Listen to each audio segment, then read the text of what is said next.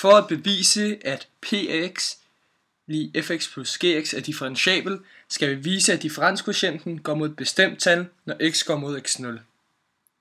Vi har, at p af x minus p af x0 over x minus x0, det er differenskvotienten.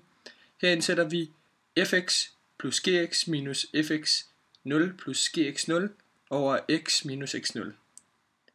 Herefter hæver jeg en minusparentes, hvorefter den hedder fx plus gx minus fx0 minus gx0.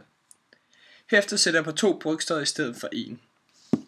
Så hedder den fx plus fx0 plus gx0 over x minus x0 plus x minus x0 i nævneren.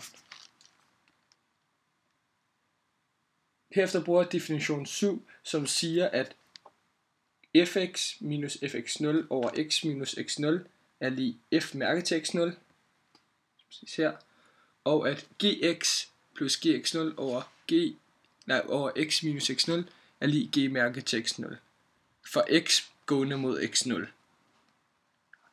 Dermed vil fx plus fx0 over x minus x0 plus gx plus gx0 over x minus x0 gå mod f mærke til x0 plus g mærke til x0 for x gående mod x0.